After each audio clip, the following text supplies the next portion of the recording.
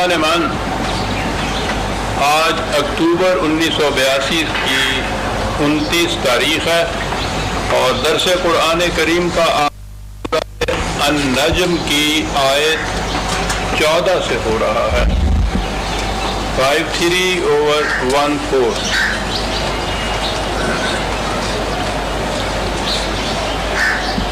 گزشتہ کئی درسوں میں یہی سورہ جلیلہ زیر نظر رہی ہے، اور آپ نے یہ دیکھا ہوگا کہ جیسا کہ میں نے شروع میں یہ کہا ہے کہ اس صورت میں نبوت کی خصوصیات کو بیان کیا گیا ہے۔ اسی اعتبار سے میں نے اس کا عنوان مقام محمدی یا مقام نبوت تجویز کیا تھا۔ دو لفظوں کی ایک آیت ہے، مضمون اتنا مشکل، ادق، عمیق اور بلیغ ہے کہ ذہن میں نہیں آ سکتا کہ اس کے لیے الفاظ کیا تجویز کیے جائے، لیکن یہ تو خدا کے تجویز کردہ الفاظ ہیں۔ ایک لفظ کے اندر آپ نے دیکھا ہوگا کہ معانی کے ذخائر پوشیدہ ہیں۔ بڑا مشکل موضوع ہے نبوت کی خصوصیات جو ماورائے عقل انسانی ہے اسے انسانی الفاظ میں بیان کرنا خدا ہی کر سکتا تھا۔ اور پھر اعجاز قرآن کا یہ ہے کہ وہ ان الفاظ کے معانی خود سمجھا دیتا ہے۔ بیان ہوتا چلا آ رہا تھا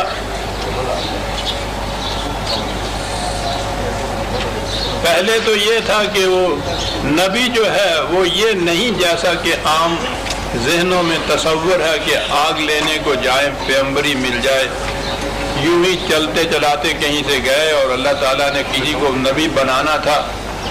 وہ جیسا کہ ہمارے ہاں کے بنے ہوئے نبی وہ کہتے تھے کہ میں نہ آتا تو کوئی اور ہی آیا ہوتا۔ یعنی ملاحظہ فرماؤ، یہ نبوت کی خصوصیت، استفاء، انتخاب، چن لینا۔ وہ تو ایک عظیم شخصیت ہوتی تھی۔ ختم نبوت نے بہرحال ہمیں اس شخصیت کے شرف حاصل کرنے سے تو محروم رکھا، لیکن بہرحال رسالت تو حضور کی قیامت تک ہے۔ فاستویٰ، پہلی چیز بیلنسڈ پرسنالٹی، بالافق الاعلیٰ، آسمان کی بلندیوں سے وہ علم لیتا ہے اور زمین پہ اتر کے اس کو عمل میں لاتا ہے۔ کیا بات ہے! انسانی دنیا کے حقائق کے ساتھ متمسک ہوتا ہے اور یوں ہی سطحی طور کے اوپر ان کے ساتھ نہیں کہ چھوٹا ہوا آگے نکل جائے، دراو فتح اللہ قریب ہوتا ہے، گہرائیوں میں اس کے ڈوب جاتا ہے۔ منصب یہ ہوتا ہے کہ خدا کا پروگرام جو ہے اس کے ہاتھوں سے وہ برومند ہوتا ہے، نافذ ہوتا ہے، کامیاب ہوتا ہے۔ خدا کا اور اس کا تعلق باہمی رفاقت کا ہوتا ہے، قاب قوسین، اور وہاں اس مقام پہ پہنچ کے وَأَوْحَىٰ إِلَىٰ عَبْدِهِ مَا أَوْحَىٰ، جو کچھ خدا نے وحی کرنا ہوتا ہے اس مقام پر پہنچ کے وہ وحی کرتا ہے، اور وہ وحی خواب نہیں ہوتی، تخیل نہیں ہوتا کہ آنکھوں نے دیکھا ہے دل تصدیق نہیں کرتا، آنکھیں دیکھ رہی ہیں دل تصدیق کر رہا ہے۔ اور وہ کوئی ایک بار کی بات نہیں ہے کہ ہنگامی طور پر یہ ہو گیا اور اس کے بعد پھر ختم ہو گیا، جب آنکھ کھل گئی نہ زیاں تھا نہ سود تھا، وہ ایسی بات نہیں ہے۔ 23 سال تک مسلسل اور متواتر یہ ریپیٹ ہوتا چلا گیا، اسی نوعیتوں اور خاصیتوں، انفرادیتوں کو ساتھ لیے ہوئے تسلسل تھا اس کے اندر۔ ہنگامی طور پر یہ بات نہیں تھی کہ ایک چمک سی پیدا ہوئی ذہن انسانی میں۔ جینس میں یہ چیز ہوتی ہے کہ بعض اوقات وہ ایسی بات کہہ دیتا ہے کہ جس پہ عقل حیران ہو جاتی ہے، لیکن وہ کسی ایک وقت اتفاقی طور پہ ایسی صورت ہو جاتی ہے، تسلسل اس کے خیالات میں ایسا نہیں ہوتا۔ 23 سال کے عرصے میں اسی انداز، اسی اسلوب، اسی خاصیتوں کے ساتھ یہ پیغام چلا آ رہا ہے۔ کہیں تضاد نہیں، کہیں تزاحم نہیں، کہیں اختلاف نہیں، کہیں اس کی سطح میں کہیں پستی یا بلندی نہیں، نشیب نہیں، فراز نہیں، یہ انداز چلا آ رہا ہے۔ اب اگلی آیت آئی ہمارے سامنے، عند سدرۃ المنتہی۔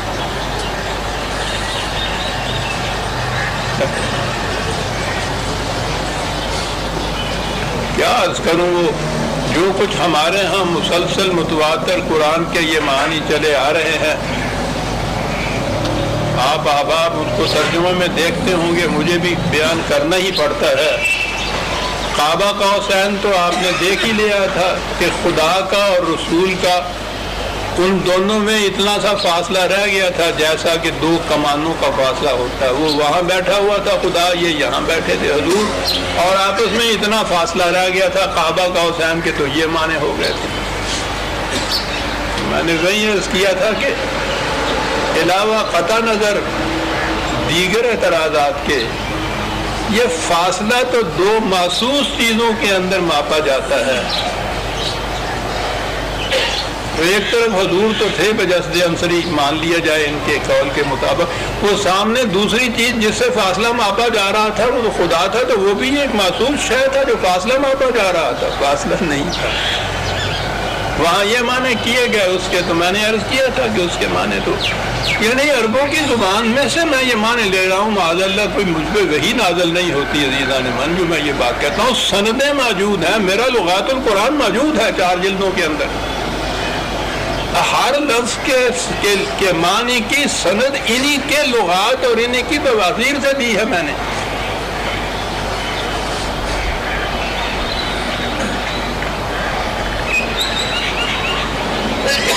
اگلی چیز اب آئی، وہاں خدا اور رسول کا تعلق تھا، آگے اس کے آتا ہے عقل انسانی اور وحی کا تعلق۔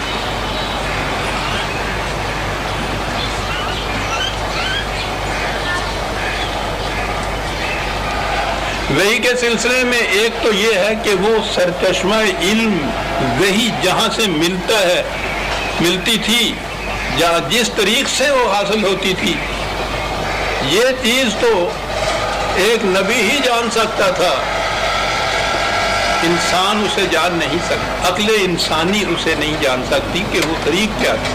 لیکن وحی کا جو متن تھا، جو ٹیکسٹ تھا، جو دوسروں تک پہنچایا جاتا تھا، وہ علم انسانی، عقل انسانی، شعور انسانی، بصیرت، فکر، تدبر کی روح سے سمجھ میں آتا تھا۔ یعنی اس کا جو چشمہ ہے، کہاں سے ملتا ہے، کیسے ملتا ہے، کیا طریق ہے، وہاں تو عقل انسانی حیرت میں رہ جاتی تھی، اور اس وحی کو سمجھا جا سکتا تھا، اور سمجھنے کے بعد اس پہ عمل کیا جا سکتا تھا۔ عمل کا نتیجہ یہ تھا کہ یہ زندگی بھی جنت کی زندگی بن جاتی تھی، اور اخروی زندگی تو جنت کی ہے ہی۔ یہ تھا جو موضوع نظر آتا تھا۔ جہاں یہ کہا تھا فَأَوْحَىٰ إِلَىٰ عَبْدِهِ مَا أَوْحَىٰ، خدا نے وحی کیا اپنے بندے کی طرف جو کچھ کہ وحی اس کو کرنا تھا، یہ تو وحی کیا گیا، سارا قرآن وحی ہوا۔ وہی بات کہ وحی کا سرچشمہ یا طریق جو تھا یہ کیا تھا، اسے عقل انسانی نہیں جان پہچان سکتی۔ یہاں کھڑے ہونے کے بعد عقل کے حصے میں حیرت کے سوا کچھ نہیں آتا۔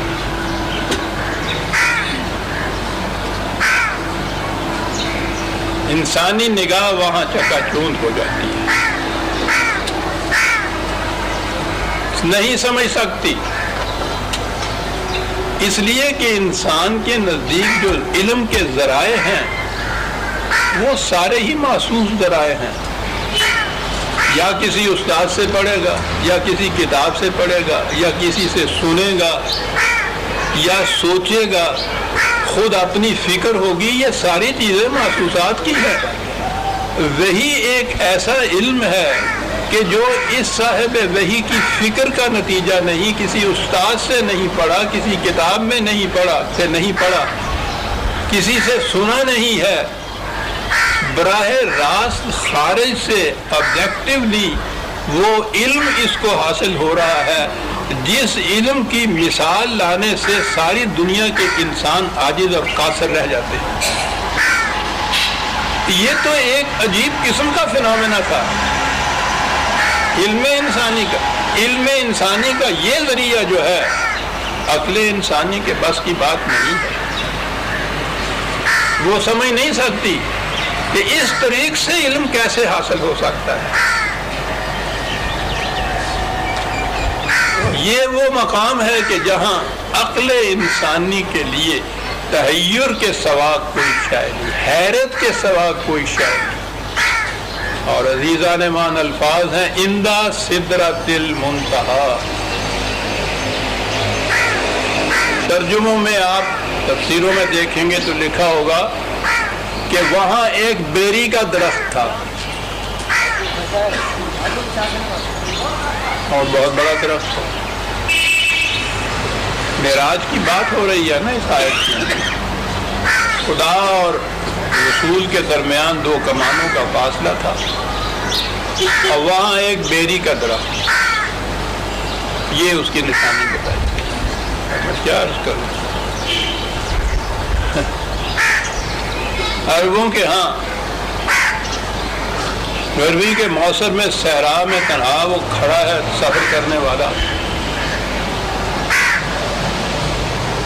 سخت تمازت ہے، گولیوں کی لپٹیں ہیں، شعلے اٹھ رہے ہیں صحرا سے دور دور تک. ہم نے تو کبھی صحرا میں گرمی دیکھی نہیں ہے. فضا ساری لپکتی کانپتی نظر آتی ہے، اس کے اندر لہریں اٹھتی نظر آتی ہیں، اس کے اندر ہوش گم ہو جاتا ہے. انسان کی آنکھ جو ہے عاجز آ جاتی، صاف دکھائی نہیں دیتا، چکا چوند ہو جاتی. وہاں مبہوت کھڑا ہو جاتا ہے انسان. حیرت کے سوا کچھ نہیں ہوتا، تحیر ہوتا ہے. عربی زبان میں یہ سدرہ انتہائی تحیر اور حیرت کو کہتے تھے کہ یہ وہ مقام تھا کہ جہاں عقل انسانی کے میں انتہائی تحیر اور حیرت اور کشتر کے سوا کچھ نہیں آتا تھا. اور وہاں یہ نبی کھڑا تھا، ما زاغ البصر، اس کی نگاہ میں ذرا سی بھی جھٹکی پیدا نہیں ہوئی تھی.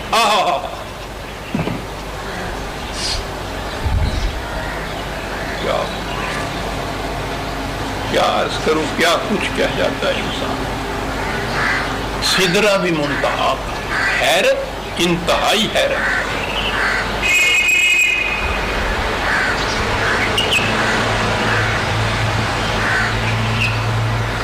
مغرب کی عیسائیت نے پچھلی صدی تک یہ سمجھ لیجئے وہ جس قسم کا مذہب تھا اس کا تو اندازہ ہم خود آپ لگا رہے ہیں. ہمارے ہاں بھی تو مذہب کا جو اشاع ہو رہا ہے، یہ نوجوان طالب علم، نوجوان طبقہ تعلیم یافتہ یوں کہیے، وہ اس سے برگشتہ ہو رہا ہے، متنفر ہو رہا ہے. آہستہ آہستہ ابھی اس کے دل کے اندر گہرائیوں میں یہ چیزیں پرورش پا رہی ہیں. معاشرہ کے دباؤ کی وجہ سے ابھی وہ کھل کے زبان پہ نہیں لاتا. ذرا دباؤ ہٹے، آپ دیکھیے گا یہ سب کے سب برگشتہ نظر آئیں گے اسلام سے. عیسائیت کے ساتھ یہی ہوا یورپ کے اندر، وہ منکر ہو گئے. وہی کا انکار انہوں نے کر دیا. انہوں نے کہا ہم اس ذریعہ علم کو مانتے ہی نہیں. یہ تو انہوں نے ضرورت تو محسوس کی کہ ایک تنظیمی ضرورت ہے مذہب کی. وہ ان کے ہاں میں نے شاید پہلے بھی بتایا تھا، تاریخ ان کے ہاں چلی تھی ہیومنزم کی، کہ بات تو ساری انسانی معاملات کے حل کرنے کی ہے. ریلیجن وداؤٹ ریولیشن جولین ہیکسلی کی کتاب کا نام ہو گیا. وہ اس کا بڑا امام تھا کہ ٹھیک ہے مذہب کی تو ضرورت ہے لیکن وہی والی بات نہیں ہماری سمجھ میں آتی. وہ خالص عقل کی روح سے یہ چاہتے تھے معاملات کا حل. وہ رد عمل تھا اس مذہب کا جو وہاں عیسائیت نے ان کے سامنے پیش کیا تھا. زیادہ عرصہ گزرنے نہیں پایا، ہماری اس صدی کے اندر انہی کے ہاں کے مذہب پرست طبقہ کے ذکر بھی میں کر رہا ہوں. بڑے بڑے سائنٹسٹ، بڑے بڑے فلاسفر، بڑے بڑے مورخ، وہ خود اس مقام پہ پہنچے ہیں کہ تنہا عقل انسانی کے ذریعے انسانی معاملات کا حل نہیں مل سکتا. اس کے لیے وحی کی ضرورت ہے۔ اتنا وقت تو نہیں میں تفصیل سے ان کے اقوال پیش کروں۔ یہ میری کتاب ہے، اس کا نام ہے انسان نے کیا سوچا۔ میری مشکل یہ ہے کہ جب بھی میں کبھی میں اور میری کی طرف آتا ہوں تو مجھ میں ایک طبعی انکسار ہوتا ہے، جی نہیں چاہتا کہ میں بات کروں، لیکن ضرورتاً یہ بات کہنی پڑتی ہے۔ عزیزان من، ہمارے اس دور کا جو میں اپنے جاہے کے وقت لکھوں گا وہ یہ بات ہوگی، سب سے بڑا نقصان یہ ہے، اور یہ مذہبی پیشوائیت نے خاص اسکیم کے ماتحت یہ کیا کہ یہ جو میں نے فکر قرآنی یا فکر اسلام دی تھی، اس کو انہوں نے شجرۃ الزقوم بنا کے ویٹ پینٹ اس طرح سے بنایا کہ کوئی اس کے قریب نہ آنے پڑے۔ بڑی محرومی ہے عزیزان من قوم کی، یہ نوجوان طبقہ اس وقت اسلام کو سینے سے لگائے ہوئے پھرتا اگر یہ چیزیں اس کو پڑھائی جاتی۔ اب تو سوال ہی نہیں اس کا پیدا ہو، قدامت پرستی اتنی مسلط ہو گئی ہے معاشرے کے اوپر کہ میں نہیں سمجھتا کہ اب اس کے بعد کتنی صدیاں درکار ہوں گی اس زنگ کو کھرچنے کے لیے۔ لیکن بہرحال میری یہ باتیں جو ہیں، کیونکہ ایک ذریعہ ایسا ہے جس میں محفوظ رہ رہی ہیں، ممکن ہے آنے والا مورخ، آنے والا مفکر جو ہے اس تک یہ پہنچے، تو میں اس کے لیے یہ بات کہوں گا کہ اگر تعلیم کا سلسلہ شروع کرنا ہو آپ نے اسلام سمجھانے کے لیے، تو پوسٹ گریجویٹ جن کو اسٹوڈنٹس کہتے ہیں، انہیں سب سے پہلے یہ کتاب پڑھائیے، انسان نے کیا سوچا۔ میں نے اس میں کیا یہ ہے کہ ساکریٹس سے لے کے یونانی فلاسفر جو 2500 سال پہلے ہوئے ہیں، 2500 سال میں فکر انسانی نے جو کچھ کہا ہے، انسانی معاملات کے سلجھانے کے لیے فکر انسانی نے تنہا عقل کی ضرورت سے، اس کی پوری تاریخ اس کے اندر ہے، 2500 سال کے مفکرین کی فکر کی تاریخ، اور ایک ایک مفکر کی زبان سے یہ اعتراف موجود ہے کہ عقل انسانی معاملات کا حل دریافت نہیں کر سکتی۔ اس کتاب کے اندر یہ موجود ہے۔ اگر ابتدا اس سے کر دی جائے ایک نوجوان کی، ہمارے ہاں کے نوجوان پہ چونکہ تعلیمی مغرب کی آ رہی ہے، ہمارے ہاں اس کے ذہن کے اوپر بہت مسلط ہیں مغرب کے مفکر و دانش، اگر انہی کی زبان سے یہ بات ان تک آ جائے کہ تنہا عقل انسانی کے بس کی یہ بات نہیں ہے، اس کے لیے وحی کی ضرورت ہے، تو وہ خود کھڑا ہو جائے گا یہ پوچھنے کے لیے کہ اب مجھے بتائیے کہ وحی اس معاملے میں کیا کہتا ہے، جہاں عقل عاجز آ گئی ہے، جہاں سدرۃ المنتہا ہے، مجھے بتائیے کہ اس کے آگے وحی کیا کہتی ہے، یہاں عقل کے لیے تحیر کے سوا کچھ نہیں ہے۔ تحیر والی بات آ گئی۔ یہ جو بات تھی کہ سدرۃ المنتہا کے معنی حیرت کی فراوانی ہے، تحیر کی انتہا ہے، اقبال نے یہ بات کہی، اقبال پہنچتا تھا ان چیزوں پہ کہ ایک دانش نورانی، ایک دانش برہانی، وہ وحی اور عقل کو دونوں کو دانش قرار دیتا ہے۔ کیا بات ہے صاحب، آئے دونوں ہی دانش، وحی کو قرآن نے خود بصیرت کہا، ایک دانش نورانی، وحی کی دانش، ایک دانش برہانی ہے، دانش برہانی حیرت کی فراوانی، اندہ سدرۃ المنتہا۔ یورپ کے مفکرین، میں نے عرض کیا ہے، مفکرین میں سائنٹسٹ شامل ہیں جن کے متعلق ذہن میں آتا ہے کہ ان کو ان معاملات سے واسطہ ہی کچھ نہیں ہوتا، ان کی دنیا الگ ہوتی ہے۔ 2-3 میں اس وقت ریفرنسز آپ کو دینا چاہتا ہوں۔ یہ ہے انسان نے کیا سوچا، صفحہ ہے 418۔ سب سے پہلے میرے سامنے برگسان آتا ہے، بہت بڑا ایسا فلاسفر ارسطو، کتاب اس کی ہے، آخری عمر کی اس کی کتاب ہے، دی 2 sources of religion and morality۔ 2 sources، وہی کا سورس۔ وہ کہتا ہے انسان تنہا عقل کی روشنی میں صحیح راہ پر چل ہی نہیں سکتا،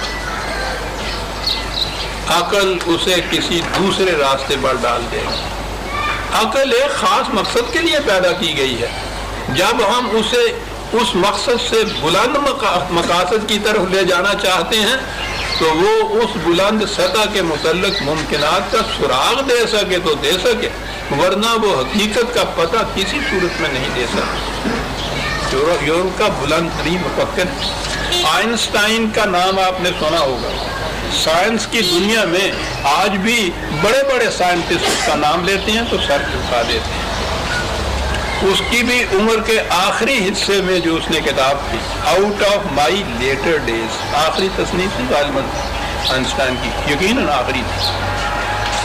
وہ اس میں یہ چیز لکھتا ہے کہ ہم نے تلخ تجارب کے بعد یہ سیکھا ہے کہ معاشرتی زندگی کی گتھیاں تنہا عقل کی روح سے نہیں سلجھ سکتی.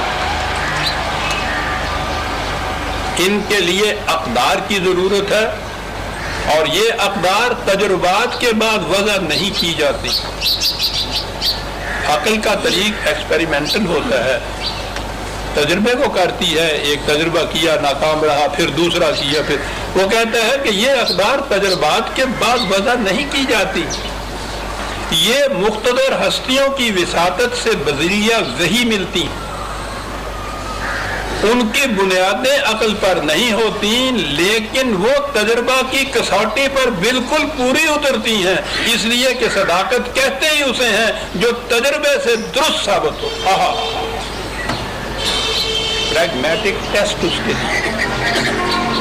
اس طرح یہ لوگ سمجھے تھے وحی کی ماہیت کہ سرچشمہ وحی کا جو ہے وہ تو عقل کی روح سے نہیں سمجھ میں آتا. نہ یہ ایکسپیریمنٹس کی پیدا کردہ اقدار ہوتی ہیں، مقتدر ہستیوں کے ذریعے ملتی ہیں.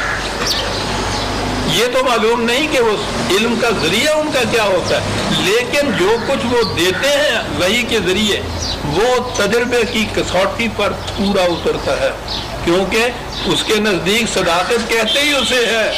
کیا بات ہے، صداقت کہتے ہی اسے ہے جو تجربے کی کسوٹی پر پورا اترے. حضور نے اپنے مخالفین سے کہا کیا تھا کہ نظریاتی بحثیں اور زبانی مناظرے یہ چیزیں جو ہے اس کی ضرورت نہیں ہے.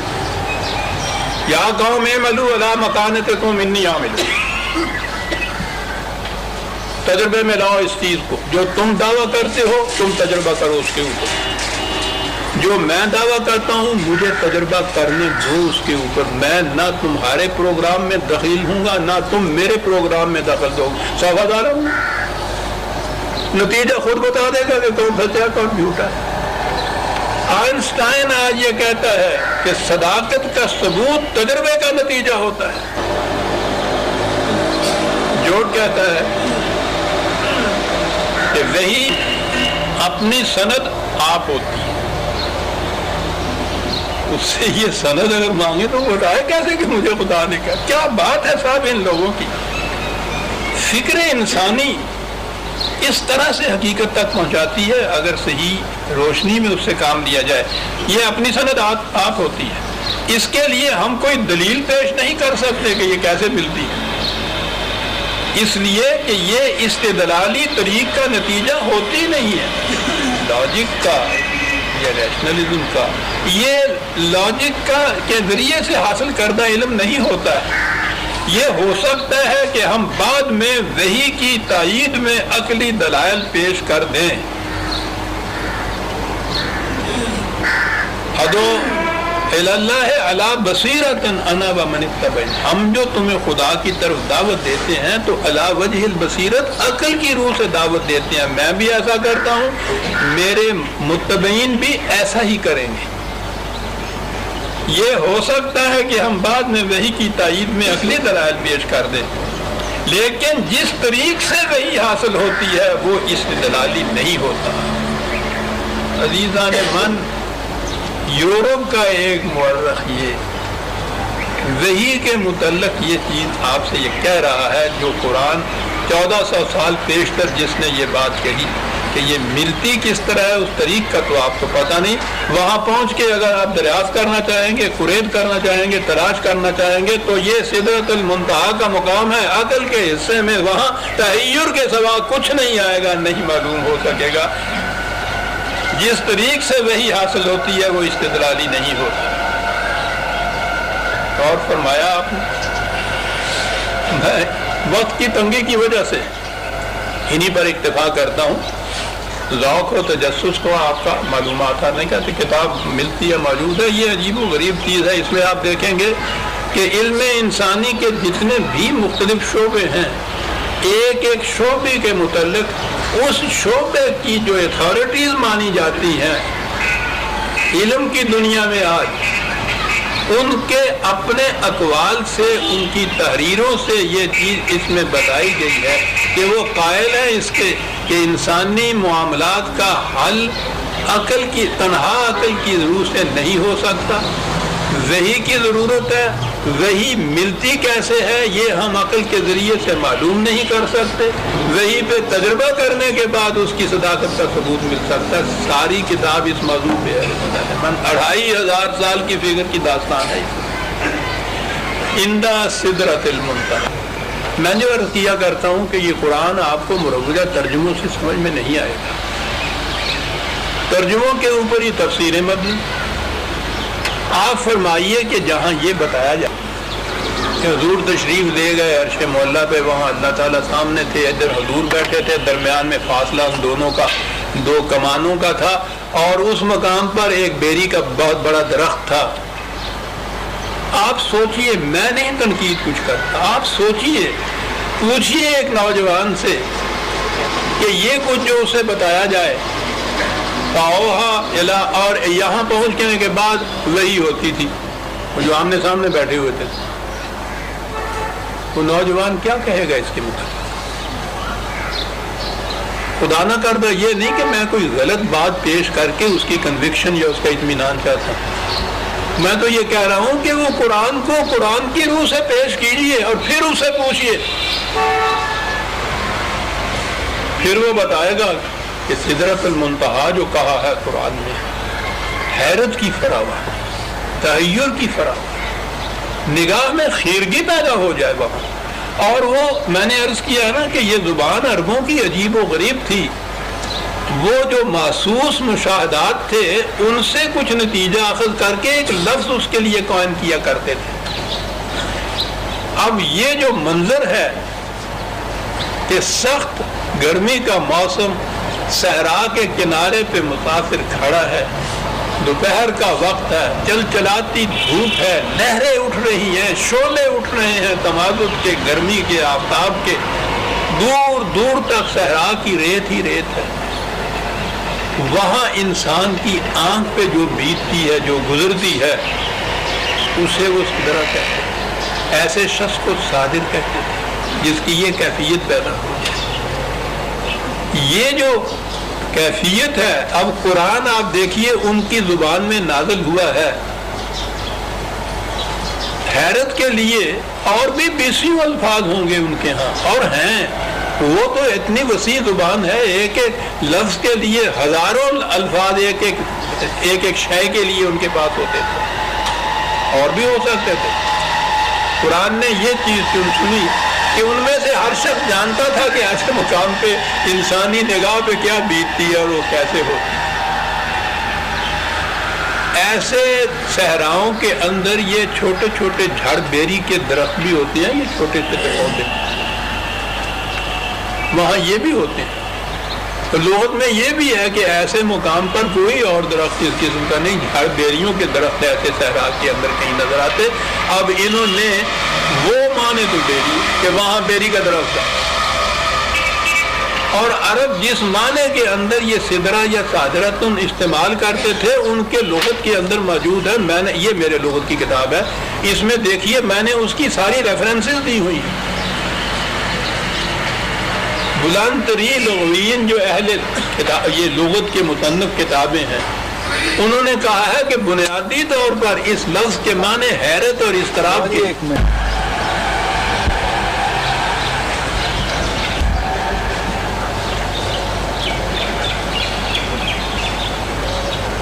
سوال یہ پیدا ہوا کہ جہاں اس طرح سے انسان کی عقل گم ہو جائے, حیرت ہی حیرت ہو, تو اس سے فائدہ کیا پہنچے گا انسان؟ اپنی دنیا میں تو اس نے علم اور عقل اور بصیرت کی روح سے ہی سب کچھ طے کرنا ہے. کہا کہ یہ وحی کے سرچشمے کے متعلق ہم کہہ رہے ہیں. اس وحی کی روح سے اگر اس کو عقل کی روح سے سمجھا جائے اور پھر اس کو عملی دنیا میں لایا جائے تو اس وحی کا نتیجہ کیا ہوگا؟ انتہا جنت الماوا، اس کے پاس ہی تو جنت پڑی ہوئی.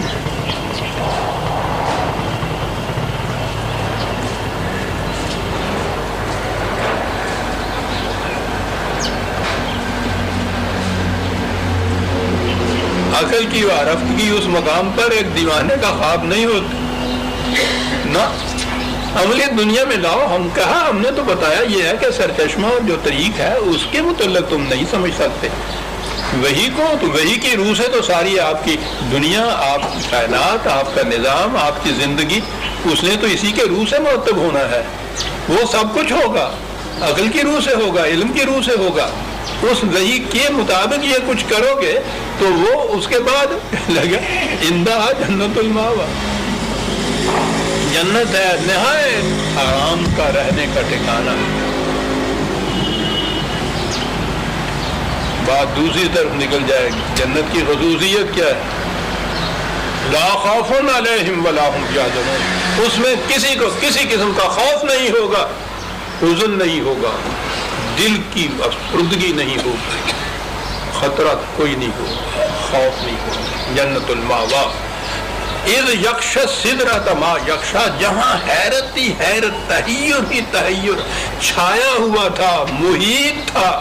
کیا بات ہے اس منظر کی. قرآن کو اگر اس نقطۂ نگاہ سے بھی دیکھا جسے محاکاتی انداز کہتے ہیں کہ وہ تناظر کس قسم کے پیش کرتا ہے.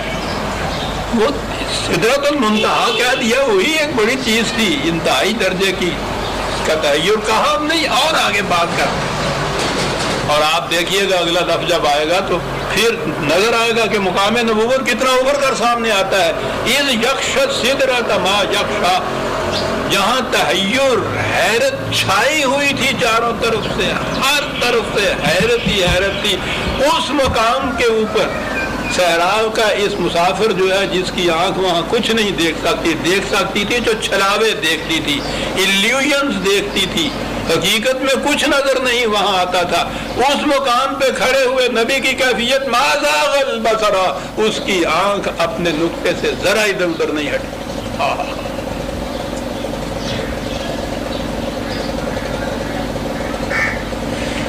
نبوت کی آنکھ جہاں عقل انسانی کے حصے میں حیرت تو حیرت کے سوا کچھ نہ آئے، اور وہ ایسا کہ چھایا ہوا. کیا بات ہے خدا.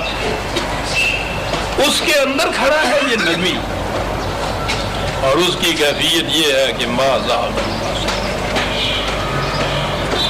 اس کی آنکھ ذرا اپنے نقطے سے ادھر ادھر نہیں ہٹی. نہایت سکون سے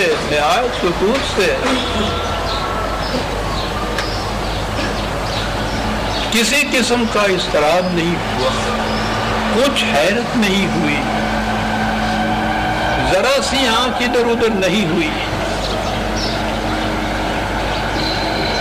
اگر نبی کی آنکھ بھی وحی کے پانے پہ اس قسم کا اس کے قلب میں اضطراب پیدا ہو جائے، شکوک پیدا ہو جائے، اس کو کہتے ہیں نا نگاہ کا ادھر ادھر ہٹ جانا، تو پھر ہم صداقت اس آسمان کے نیچے ڈھونڈے کہاں سے؟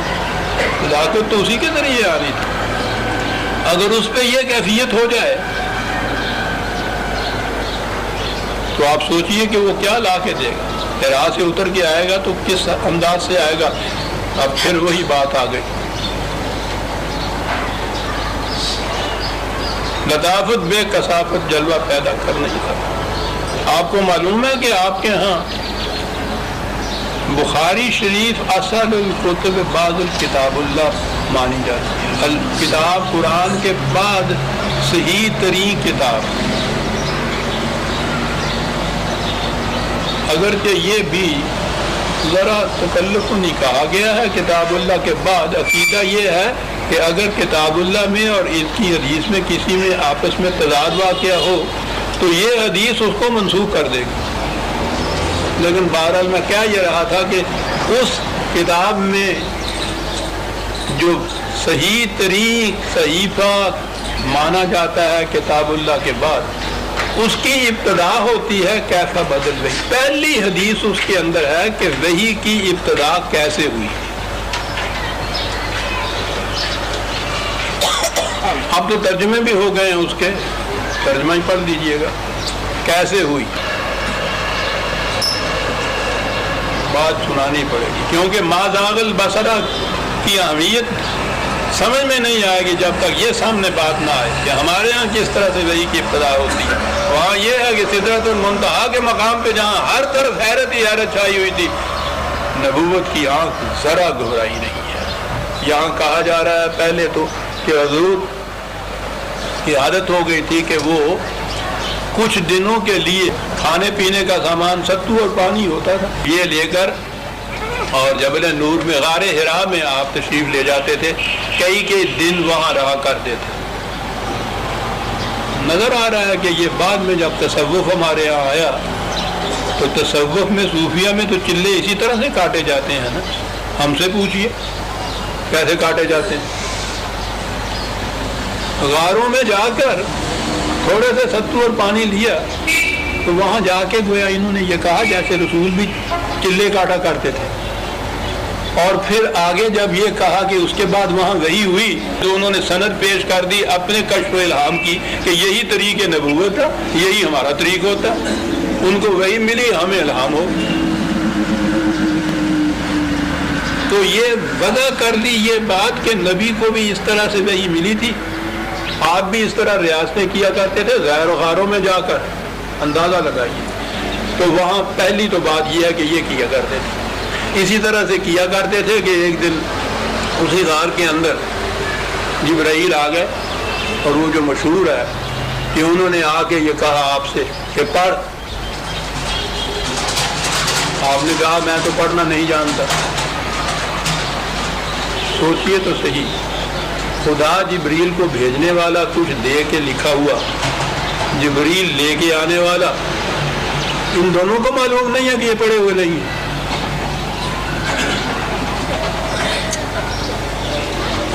ان کے سامنے وہ رکھا اور ان سے کہا کہ پڑھ اقرا.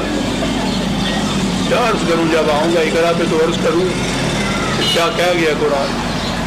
پڑھ تو کہتے ہیں میں تو نہیں پڑھنا جانتا. انہیں پھر کہہ دیا پڑھ. میں جانتا ہی نہیں پڑھنا تو پھر 10 دفعہ کہو کہ تم میں یہ پڑھنا سیکھ لوں. بہرحال جبریل نے گلے سے لگایا، بھیجا اور ساری تعلیم حاصل ہو گئی. چلو پہلی وہی مل رہی ہے. اس کے بعد ہے جو بات میں کہنا چاہتا ہوں، وہاں سے آپ سخت اضطراب کے آب العالم میں گھبرائے ہوئے چلے آ رہے ہیں، سہمے ہوئے ہیں، کانپ رہے ہیں. گھر میں آئے ہیں، بیوی سے کہہ رہے ہیں مجھ پہ لحاف اڑاؤ جلدی سے، مجھے بڑی سردی لگ رہی ہے، مجھے بڑا ڈر لگ رہا ہے. بیوی تسلیاں دے رہی ہے کہ آپ کیوں ڈر رہے ہیں، آپ تو بڑے نیک ہیں، دیانت دار ہیں، امین ہیں، تو آپ کے ساتھ یہ کچھ نہیں ہوگا. انہوں نے کہا تمہیں پتہ نہیں مجھ پہ کیا ہو رہا ہے، جلدی سے کپڑے اڑاؤ مجھ پر، لحاف اڑاؤ، مجھے بڑا ڈر لگ رہا. نبی کی ما زاغ البصر کو سامنے رکھیے گا اور نبی کی کیفیت یہ بیان ہو رہی ہے. اب وہ حضرت خدیجہ الکبریٰ رضی اللہ تعالیٰ عنہ، انہیں یہی چیز ان کو سوچی کہ ان کا چچا کا ایک بیٹا تھا عیسائی ہو گیا ہوا، ورقہ بن نوفل، اور بہت ضعیف اس زمانے میں ہو گیا تھا اور بڑا عالم تھا عیسائی کا. عبرانی کی تورات لکھا کرتا تھا، انجیل لکھا کرتا تھا، وہ ایک عیسائی عالم تھا. اب اور تو انہیں کوئی سوجی نہیں، وہ آپ کو اس کے پاس لے گئی ورقہ کو. وہاں جا کے آپ نے یہ قصہ سنایا تو ورقہ نے کہا کہ آپ یہ ڈر رہے ہیں، سہم رہے ہیں، یہ تو وہی جبریل ہے جو پہلے نبیوں پہ آیا کرتا تھا، تم تو نبی ہونے والے ہو. اچھا جی، معاذ اللہ معاذ اللہ. وہ عیسائی عالم یہ بتا میں نے کہا ہے نا کہ یہودیوں اور عیسائیوں نے وہ کچھ ہمارے ساتھ کیا ہے. میں ابھی عرض کرتا ہوں کہ اس کے اوپر یہ کیا وہ ریمارک دیا کرتے ہیں, زبان زیب نہیں دیتی, کہاں اٹھتا ہوں میں, لیکن کیا کیا جائے جب یہ چیز ہے. تو انہوں نے کہا کہ آپ نبی ہونے والے ہیں, اور اگلی بات ان کو یاد نہیں رہی. کہا کہ جب آپ کو نبوت ملے گی تو اگر میں زندہ رہا تو آپ پہ ایمان لے آؤں گا. تو یہ نبوت تو مل گئی, یعنی یہ جو وہی ملی ہے نبوت اسی کو کہتے ہیں نا. وہ یوں ہے جیسے اس کے بعد کچھ اور ملنے والا ہے, اس وقت میں ایمان لاؤں گا. آج وہ کہہ رہا ہے یہ سننے کے بعد کہ تم تو نبی ہو, کہ جب آپ کو نبوت ملے گی اگر میں زندہ رہا تو آپ نے ایمان لاؤں گا, اور جب آپ کی قوم آپ کو نکالے گی مکے سے اگر میں زندہ رہا تو آپ کی مدد کروں گا. اور اس پہ پھر آپ واپس آئے تو حضرت خدیجہ نے کہا کہ دیکھا میں نے کہا تھا نا آپ سے, تو پھر آپ کو یہ اطمینان ہوا کہ میں تو نبی بننے, یہ تو نبوت ہے جو مجھے مل گئی ہے. سر ورقہ کے سرٹیفکیٹ کے اوپر معاذ اللہ, میں یہ مستشرقین کی بات کہہ رہا ہوں جو اس پہ اعتراض کرتے ہیں کہ آپ کو دیکھا آپ نے, آپ کا رسول نبی کیسے بنا ورقہ کی تصدیق کے اوپر. اور ایک تو اور بھی ان کا حق ہے کہ جس قسم کا جیتے اعتراض کریں. اس نے کہا کہ اگر سوچو تو صحیح, اگر ورقہ نے ویسے ہی بہکا دیا ہو تو, کیونکہ وہ ایمان نہیں لایا, نظر آتا ہے کہ وہ نہیں مانتا تھا, انہیں اس نے ڈال دیا ایک راستے پہ, اور یہ اس کے کہنے کے اوپر اپنے آپ کو نبی سمجھنے لگ گئے. معاذ اللہ معاذ اللہ. لیکن ہم ان سے کیا کہیں, یہ آپ کے ہاں کی اصل الکتب کی پہلی روایت, پہلی حدیث ہے ساری ورقہ کے بعد جانے کا. خوف ہے, سہمے ہوئے ہیں, حیرت ہے, سمجھ میں بات نہیں آ رہی کہ یہ کیا ہوا ہے میرے ساتھ, کیا ہونے والا ہے میرے ساتھ. یہ کیفیت ہے اس نبی کی جس کو وحی ملی ہے, جس کے متعلق شہادت یہ ہے کہ اذ یغشی السدرۃ ما یغشی, جبکہ تمام کائنات یا تمام ماحول کے اوپر حیرت کی فراوانیوں کی بادل کی طرح چھائے ہوئے تھے چاروں طرف سے, اور وہاں اس کی کیفیت یہ تھی کہ ما زاغ البصر, اس کی آنکھ میں ذرا حیرت پیدا نہ ہو.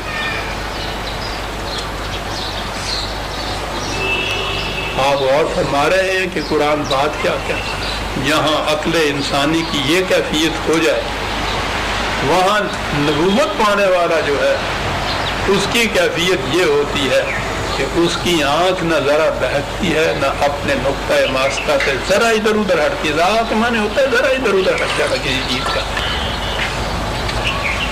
یہ ہے علم نبوت کی کیفیت. قرآن ہے عزیزان من, میں نے اس آیت کے پہلے 2 لفظ پیش کیے ہیں, ما زاغ البصر, آنکھ ادھر ادھر نہیں. جہاں عقل انسانی عاجز آ جاتی ہے اس مقام پہ کھڑے ہو کے بھی نبوت کی کیفیت کہ آنکھ ذرا ادھر ادھر. یہ علم وحی اتنا بڑا. یہ ہوا نبی ورسس مہن, جسے آپ کہیے عقل کے مقابل جو وحی یا نبی کا علم. اگلی بات یہ آ گئی کہ نبی کا علم اور خدا کا علم, اس میں کیا نسبت ہے؟ کیا یہ علم خدا جتنا علم ہوتا ہے جو نبی کو مل جاتا ہے؟ یہ تو سوال نہیں. علم خداوندی تو لامنتہا ہوتا ہے, نبی کو اتنا ہی علم ملتا ہے جتنا خدا دیتا ہے اسے. عقل انسانی کے مقابلے میں تو لامنتہا, آپ سے کہہ لیجئے علم خداوندی کے مقابلے میں تو یہ محدود ہوتا ہے. دیکھیے عزیزان من, اگر آپ کے پاس ہیں قرآن 2 لفظ اگلے, ما زاغ البصر, عقل انسانی کی تحیر کی فراوانیوں کے مقام کے اوپر بھی نبی کی آنکھ، اس کا علم جو ہے اتنا مستقل مستحکم ہوتا ہے کہ ذرا ادھر ادھر نہیں ہٹتی، لیکن لا منتہا نہیں ہوتا، وما طغا، اور اس کی آنکھ اپنی حد سے آگے نہیں بڑھ سکتی۔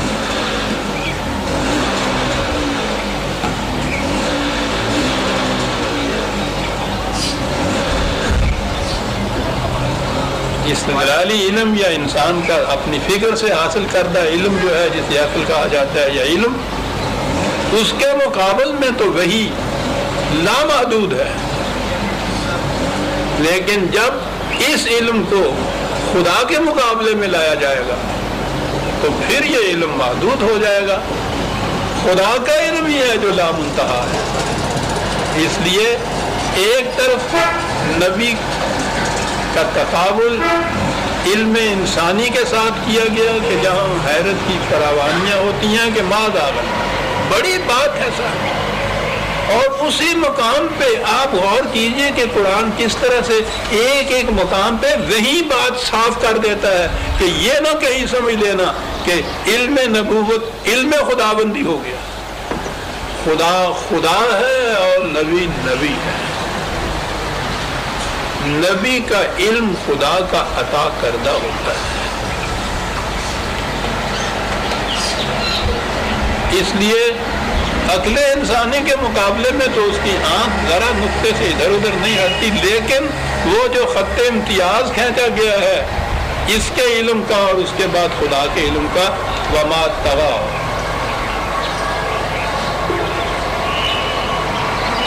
تجاوز نہیں کیا اس نے اپنی حد سے۔ اب اس میں مقام نبوت کو ادھر سے واضح کیا وحی کی روح سے، ادھر واضح کیا انسانیت کی روح سے۔ جب یہ خدا نہیں ہو سکا تو بہرحال انا بشر مثلکم، میں تمہاری جیسا انسان ہوں، یوحی الیہ، وہ وحی ہوتی ہے مجھے، وہ ہے میرا علم جو تم سے زیادہ ہے، جو تمہیں حاصل نہیں ہو سکتا۔ اس خدا کی طرف سے عطا کردہ وحی یا علم کو اگر الگ ہٹا دیا جائے، تمہارے جیسا انسان، اب جو کچھ میں کروں گا اس وحی کو یہاں نافذ کرنے کے لیے انسان کی حیثیت سے کروں گا، اور جو کچھ ایک انسان کر سکتا ہے وہ ہر انسان کر سکتا ہے۔ وحی تو نہیں مل سکتی حضور کے بعد کسی کو، ختم ہو۔ وحی پر عمل کرنے سے جو نظام قائم کیا جانا مقصود ہے، جو حضور نے کیا ہے، کیونکہ وہ بشریت کی حیثیت سے کیا ہے حضور نے، اس لیے a man can do what a man has done. اور یہی بات ہے کہ حضور کی رسالت اور قرآن کی یہ تعلیم ساری قیامت تک کے لیے ممکن العمل ہے۔ یہ اب یہ بات جب ان سے کہیے کہ صاحب وہ آپ بھی کچھ کام کیجئے، کہنے لگے لو صاحب ہم کام کریں، بندہ بشر ہم کیا کر سکتے ہیں؟ انہوں نے لکھ کے دے دیا کہ جی میں نام نہیں لیتا، یہ جو ہمارے یہاں بہت زیادہ مدعی تھے اقامت دین کے، انہوں نے یہ بات کہا کہ صاحب ہم میں اب ابو بکر صدیق اور عمر نہیں پیدا ہو سکتے، چلیے کس کا ختم، تو یہ کہے کے لیے قیامت تک کے لیے رکھا ہوا ہے اس کو،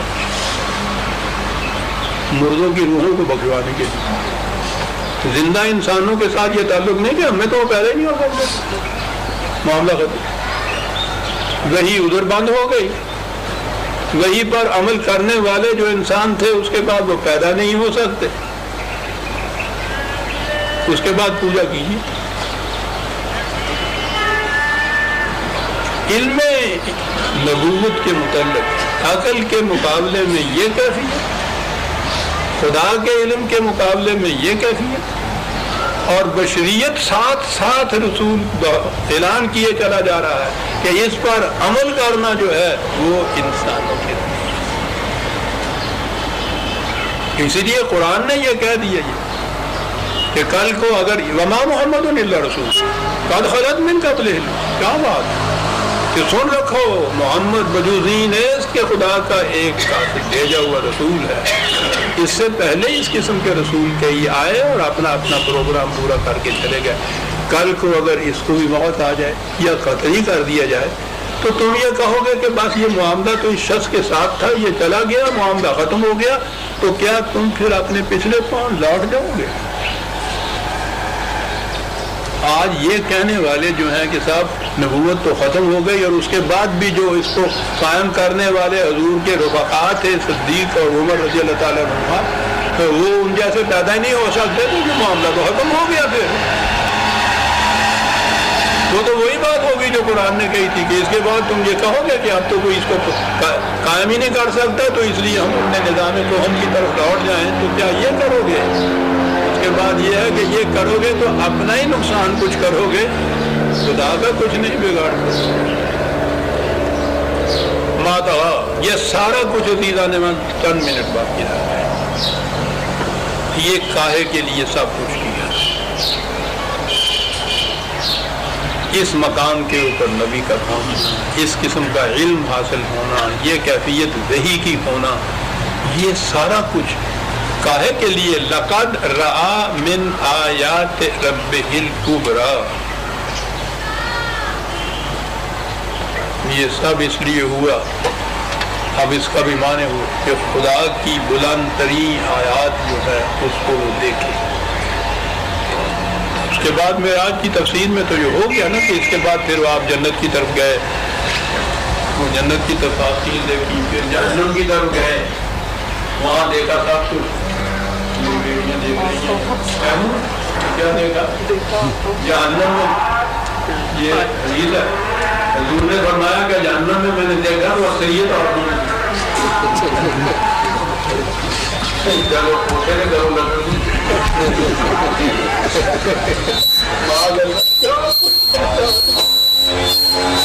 یعنی ماں کے پاؤں کے نیچے جنت، اور جس کے پاؤں کے نیچے جنت وہ جانا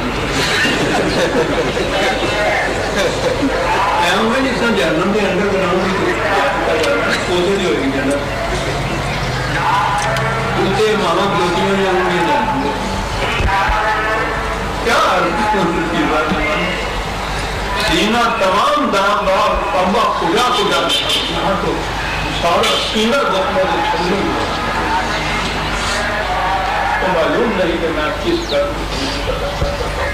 یہ سارا کچھ دیکھ رہا ہوں، اور اسے اسلام کہتے ہیں۔ بارہ نقد رہا من آیات ربہ الکبریٰ، یہ سب کچھ یہ صحیح، یہ اتنا مقام بلند نبی کا یہ کس مقصد کے لیے تھا؟ آیات کبریٰ دکھانے کے۔ کیا ہوتی ہے آیات کبریٰ؟ خدا کی آیات کبریٰ میں نے عرض کیا ہے جو قرآن کا دعویٰ ہے، قرآن اپنے آپ کو خود سمجھاتا ہے، قرآن کو قرآن سے سمجھا جاتا ہے۔ کہاں آیا آیات کبریٰ؟ اسی قسم کی وحی ایک اس سے پہلے بھی ملی تھی، حضرت موسیٰ علیہ السلام، قرآن میں بڑی تفصیل سے وہ وحی ملی۔ سارا کچھ کہنے کے بعد جب کہ یہ کاہے کے لیے یہ وحی ملی ہے، سنیے یہ ہے 20/23 لِنُرِيَكَ مِنْ آیَاتِنَا الْکُبریٰ، یہ سب اسی لیے کیا جاتا ہے کہ تمہیں ہماری جو بلند ترین نشانیاں ہیں وہ دکھائی جائیں۔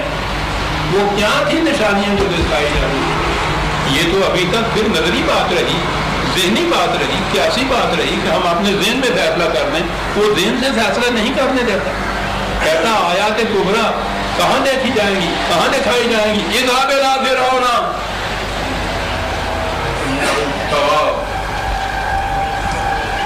جاؤ فرعون کی طرف، بڑا سرکش ہو گیا ہے، انسانیت کو کچل رہا ہے ظالم جابر مستبد، جاؤ اس کی طرف، گردن مروڑ دو استبداد کی جات ہے، خدا کی نظام اور اس کی حکومت کو قائم کرو۔ یہ آیت کبریٰ ہے خدا کی، جس کو دکھانے کے لیے موسیٰ کو معمول کیا جا رہا تھا، اور یہ موسیٰ حضرت موسیٰ علیہ السلام ہی کو متعلق نہیں تھا، وہی سورہ اسراء بنی اسرائیل جسے کہتے ہیں، جہاں سے بات میں نے شروع کی تھی کہ پہلی آیت میں یہ چیز ہے، سبحان الذی اسریٰ بعبدہ لیلا من المسجد الحرام الی المسجد الاقصی الذی بارکنا حولہ، جسے کہا کہ خدا کی ذات بڑی پاکیزہ. میں نے کہا تھا نا کہ اس کا ترجمہ کرتے ہیں کہ وہ راتوں رات مکے سے بیت المقدس کی طرف لے گیا معراج کی پہلی سیڑھی. قرآن نے کہا ہے کہ یہ، تو میں نے کہا تھا کہ یہ ہجرت کا مقام، یہ بیان ہے کہ ہجرت کے لیے مکے سے مدینے تشریف لے آئے. حضور کاہے کے لیے یہ ہجرت تھی؟ لِنُرِيَهُ مِنْ آیَاتِنَا، وہی الفاظ آ رہے ہیں کہ ہماری وہ آیات علامات جو تھی دین کے برحق ہونے کی، جو مکے کی زندگی کے اندر مضمر اور پوشیدہ تھی، محسوس طور پہ سامنے نہیں آئی تھی، مدینے لے گئے آپ کو کہ وہاں جا کے یہ محسوس و مشہود شکل میں سامنے آ جائیں. آئی سامنے، پھر مملکت قائم ہوئی وہاں، ہر جنگ میں ان کو شکست ہوئی. اس کی وسعتیں پھر پوچھو نہیں، فارس روم تک پھیل گئی. یہ آیات خداوندی تھی. حضرت موسیٰ کو بھی یہ دکھائی گئی. بنی اسرائیل کے متعلق بھی وہی الفاظ آئے ہیں کہ ہم نے استخلاف فی الارض ان کو عطا کیا. رسول اللہ صلی اللہ علیہ وسلم اور آپ کے رفقاء کے متعلق بھی ہے کہ وعد اللہ الذین آمنوا منکم وعملوا الصالحات لیستخلفنہم فی الارض. ہمارا وعدہ ہے، یہ قانون ہے ہمارا کہ ایمان اور عمل صالحہ کے نتیجے میں تمہیں استخلاف فی الارض عطا کیا جائے گا. یہ ہے جو آیات ربی ہے جن کو دکھانے کے لیے یہ وحی کا سلسلہ ذہن کیا. عزیزان من، یہ ہم سورہ النجم کی آیت 18 تک آ گئے. 19ویں آیت سے ہم آئندہ درس ملیں گے. ربنا تقبل منا انک انت السمیع العلیم.